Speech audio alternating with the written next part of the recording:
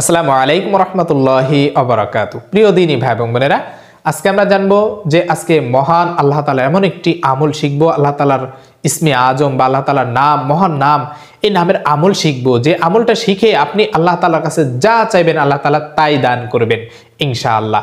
প্রিয় দিনী ভাই এবং বোনেরা, ইসমে আজম এমন একটা আমল যে আমলটার বদৌলতে বান্দার সকল মনের আশা পূরণ হয়ে যায়। আপনার সন্তানাদি না হলে এই আমলটা করুন, সন্তানাদি হবে। আপনার যদি অভাব থাকে, আপনার যদি সংসারে ঋণ থাকে, ঋণের বোঝা মাথায় নিয়ে আপনি ঘুরে বেড়াচ্ছেন কিন্তু কোনো কুল কিনারা পাচ্ছেন না, তাহলে এই আমলটা করুন, আপনার ঋণ পরিশোধ হয়ে যাবে ইনশাআল্লাহ। আল্লাহ তাআলা গায়বীভাবে পরিশোধ করে দিবেন। আপনি যদি গরিব অসহায় থাকেন, এই আমলটা করুন, ধনী হয়ে যাবেন অল্প দিনেই। আপনি যদি ব্যবসায় লস করেন, আপনি যদি চাকরি বাকরি না পান, এই আমলটা করুন, আল্লাহ তাআলা দেখবেন যে আপনার চাকরির ব্যবস্থা করে দিবেন, আপনার ব্যবসায় উন্নতি দান করবেন। এমন গুরুত্বপূর্ণ একটা আমল আমরা অনেকেই জানি না। এটার জন্য আপনার অনেক কষ্ট করতে হবে তা নয়। এখন শীতের সময় আপনি চাইলে কম্বলের নিচে শুয়ে শুয়ে আমলটা করতে পারেন। একটু ঘুমানোর সময় কষ্ট করে অজু করে আসবেন, ঘুমানোর সময় কষ্ট করে অজু করে এরপরে কম্বলের নিচে যখন আপনি ঘুমান, কাচুমাচু হয়ে ঘুমান, এই সময়টাতেও একটু আপনি এই আমলটা করে দেখেন। হয়তোবা আপনি সকাল হলেই এর ফলাফল পেতে পারেন।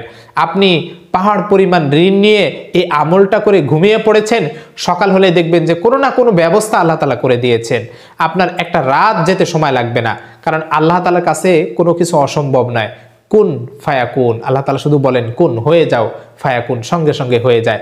আল্লাহ তাআলা চাইলেই ফেরেশতাদের মাধ্যমে আপনার ঘরের ভিতরে বস্তা ভরে টাকা পাঠিয়ে দিতে পারে, কিন্তু আল্লাহ তাআলা এমনটা করেন না। আল্লাহ তাআলা কোনো না কোনো মাধ্যমে সেই বান্দার যে অসুবিধাগুলো রয়েছে এই অসুবিধাগুলো দূর করে দিয়ে থাকেন। আপনি কঠিন রোগে ভুগছেন, এই আমলটা করে ঘুমান, সকাল হলে দেখবেন যে হয়তোবা আল্লাহ তাআলা আপনাকে সুস্থতা দান করছেন। এজন্য এই আমলগুলো আমাদের জানা দরকার।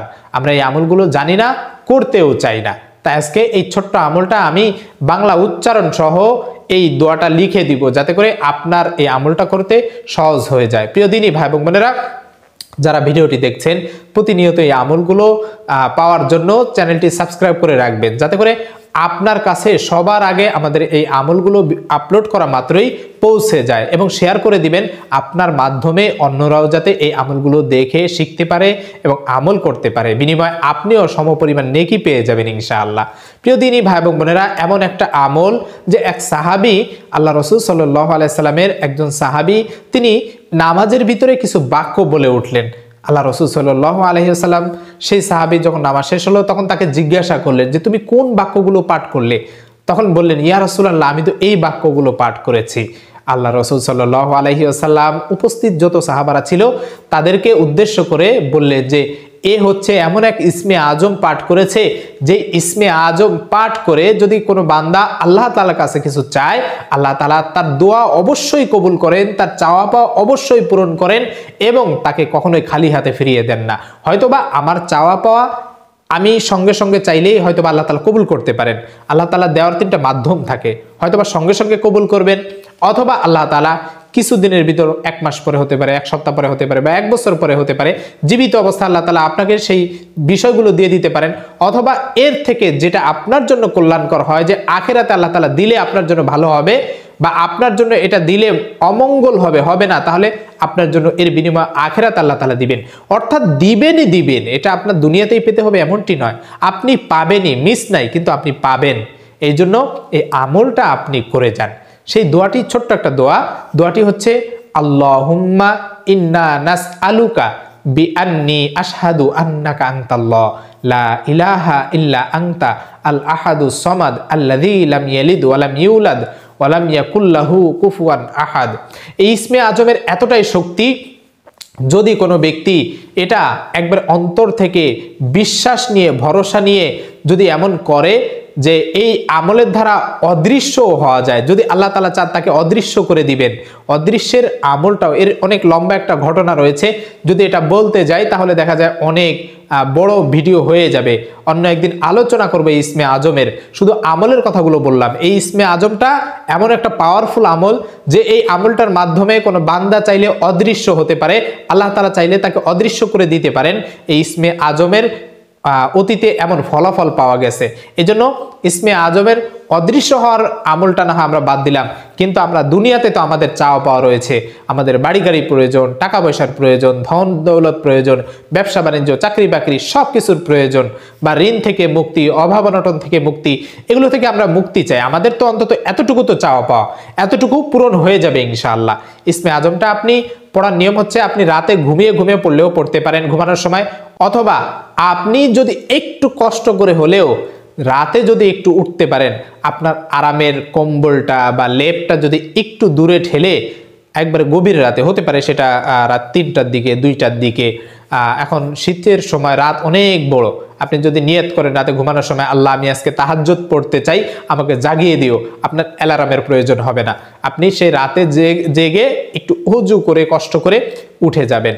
উঠে এরপরে 2 রাকাত, অন্তত 2 রাকাত, বেশি পড়লে ভালো, অন্তত 2 রাকাত তাহাজ্জুদ নামাজ পড়বেন।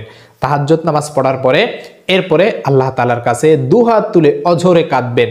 আর আপনার যে সমস্যাগুলো রয়েছে, বিশেষ করে আমাদের সমাজে এমন সমস্যা বেশিরভাগ আমি এই প্রশ্নের সম্মুখীন হই যে হুজুর আমার সংসারে অশান্তি রয়েছে আর আমি অভাবগ্রস্ত, ঋণগ্রস্ত, ঋণেই বেশিরভাগ মানুষ জর্জরিত থাকে। এই 2টা জিনিস থেকে আপনারা যদি মুক্তি পেতে চান, অন্তত তাহাজ্জুদ নামাজ পড়ে এরপরে ইসমে আজমটা পড়বেন। দোয়ার শুরুতে অবশ্যই দুরুদ শরীফ পড়ে নেবেন, দুরুদ শরীফ পড়বেন, এরপরে আস্তাগফিরুল্লাহ পড়বেন, এই দোয়াটা পড়বেন, আল্লাহুম্মা ইন্না নাসআলুকা বিআন্নী আশহাদু আন্নাকা আনতাল্লাহ লা ইলাহা ইল্লা আনতা আল আহাদুস সামাদ আল্লাযী লাম ইয়ালিদ ওয়া লাম ইউলাদ ওয়া লাম ইয়াকুল লাহু কুফুয়ান আহাদ। এইভাবে এই দোয়াটা পড়ে আপনার ভাষায় বাংলা ভাষায়, আরবিতে বলতে হবে এমনটি নয়, আরবিতে যেটা বলার আপনি বলে ফেলেছেন, ইসমে আজম পড়ে ফেলেছেন, এখন আপনি শুধু আপনার মনের আবেগ দিয়ে আল্লাহ তাআলার কাছে চান। আল্লাহ তাআলা শেষ আসমানে বান্দাকে ডাকতে থাকেন, ও আমার বান্দা কার কি প্রয়োজন আমাকে বলো, আমি তোমার সেই হাজত পূরণ করে দিব। ও আমার বান্দা কেউ বিপদগ্রস্ত আমাকে বলো, আমি বিপদ দূর করে দিব। অভাবগ্রস্ত রয়েছো, অসুস্থ রয়েছো, ঋণগ্রস্ত রয়েছো, আমাকে বলো, আমি সব কিছু সমাধান করে দিব। এভাবে আল্লাহ ডাকতে থাকেন। আল্লাহ তাআলার কি ঠেকা পড়েছে আমাদের ডাকার জন্য, কিন্তু আল্লাহ তাআলা আমাদেরকে ভালোবাসেন, মহব্বত করেন, এই কারণে আমাদেরকে জাহান্নাম থেকে বাঁচাতে চান, আমাদেরকে কিছু দিতে চান। আপনি যদি আল্লাহ তাআলার কাছে না চাই, তাহলে কিভাবে আল্লাহ তাআলা দিবেন? এজন্য আপনার একটু কষ্ট করে হলেও চাইতে হবে। যদি মালিকের সাথে সেই সময় চাইতে পারি, আর বিশেষ করে সেজদারত অবস্থায়, বান্দা যদি সেজদায় যায়, সেই সময় সেজদা তাসবিহ 3 বার পড়ার পরে কোনো কিছু আল্লাহ তাআলার কাছে চায়, আল্লাহ তাআলা ওই বান্দাকে দিবেনই দিবেন। কারণ প্রিয় নবী সাল্লাল্লাহু আলাইহি সাল্লাম বলেছেন, বান্দা যখন দুনিয়াতে থাকা অবস্থায় কোনো সেজদারত অবস্থায় থাকে, তাহলে আল্লাহ এবং ওই বান্দার ভিতরে সম্পর্কটা এমন ভাবে থাকে যে মাঝখানে কোনো গ্যাপ থাকে না, একেবারে সরাসরি একটা সেতু বন্ধন তৈরি হয়ে যায়, এতটা নিকটবর্তী হয়ে যায়। তাহলে আপনি আল্লাহ তাআলার এত নিকটবর্তী হওয়া সত্ত্বেও কিছু পেতে চাই না, কিছু নিতে চাই না, বা কিছু চাইও না। কারণ কি? কারণ আমাদের ভিতরে আসলে ওই চাওয়ার আকাঙ্ক্ষাটা নাই। মনে করি কি যে আল্লাহ কি আসলে দিবেন? আমরা যে এই যে 2 নৌকায় পা দিই, যে আল্লাহ কি দিবেন নাকি দিবেন না, এই কথাটার কারণে বা এই বিষয়টা এইভাবে চিন্তা করার কারণে আল্লাহ তাআলা দেন না। আমি আল্লাহ তাআলার কাছে যেভাবে যেই মনোনিবেশ থাকবে বা যেইভাবে ধারণা থাকবে, সেই ধারণা অনুযায়ী আল্লাহ তাআলা আমাকে দিবেন। আমার ধারণা যদি এমন হয় যে আল্লাহ দিবেন নাকি দিবেন না, তাহলে পাবো না। আর যদি চিন্তা থাকে যে 100তে 100 আল্লাহ দিবেন, আল্লাহ দেওয়ার ক্ষমতা রয়েছে, কেন আল্লাহ দিবেন না, তাহলে অবশ্যই দিবেন। তাই আপনি এইভাবে এই সময়গুলোতে চাইবো, যে সময়গুলোতে চাইলে আল্লাহ তাআলা ফিরিয়ে দেন না, এই আমলটা করব। এই ইসমে আজমের আমলটা আমরা এই যে তাহাজ্জুদ নামাজ, এই তাহাজ্জুদ নামাজের সময় অন্তত একবার হলেও পড়ে আল্লাহ তাআলার কাছে সাহায্য চাইবো। আল্লাহ তাআলা আমাদের সকলকে এই ইসমে আজমের আমলটা করার তৌফিক দান করুন।